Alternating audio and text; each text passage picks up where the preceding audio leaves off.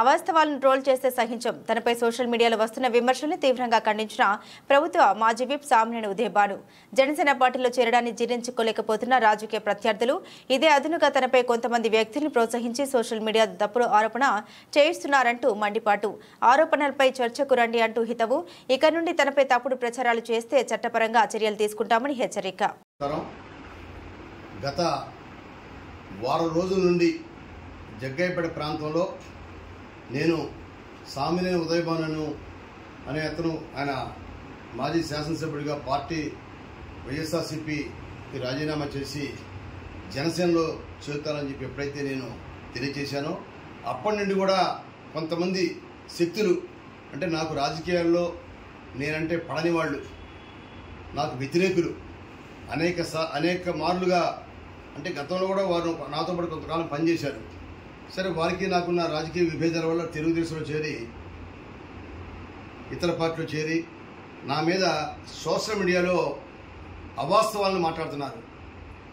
ఎవరైతే అవాస్తవాలని మీరు పోస్టులు పెడుతున్నారో వారందరికీ నేను హెచ్చరిస్తున్నాను.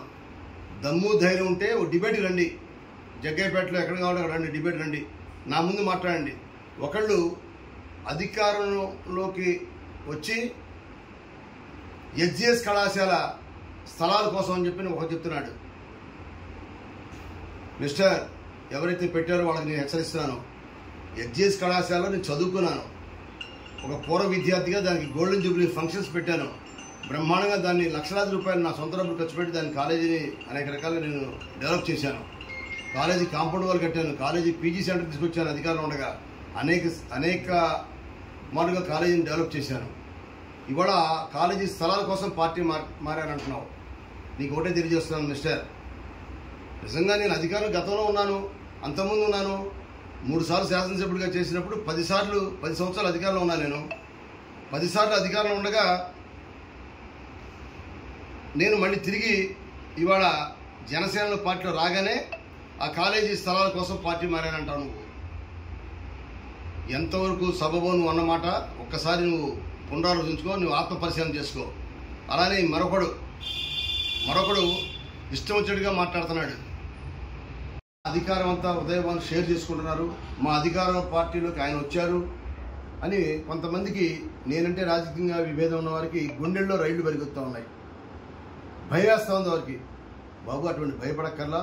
మీ గుండెల్లో రైళ్లు పరిగెత్తించొద్దు.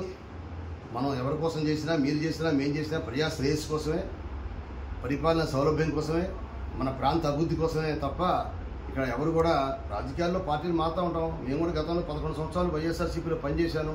ఆ పార్టీ పద్ధతులు నచ్చలేదు. జనసేన నాయకత్వంలో పవన్ కళ్యాణ్ గారి నాయకత్వంలో పనిచేద్దాం అనుకుంటాం. పవన్ కళ్యాణ్ గారి నాయకత్వంలో పనిచేయాలని చెప్పి పార్టీ మారాం.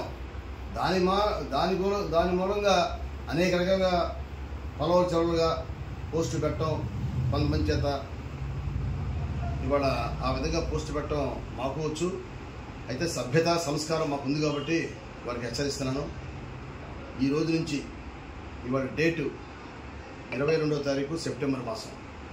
22వ తారీఖు సెప్టెంబర్ మాసం తర్వాత ఎవరైనా పోస్టులు పెట్టి నా మీద అసభ్యంగా చేస్తూ ఉంటే మాత్రం చట్టపరంగా వారిని చర్య కూడా తీసుకోవాలని తెలియజేస్తున్నాను.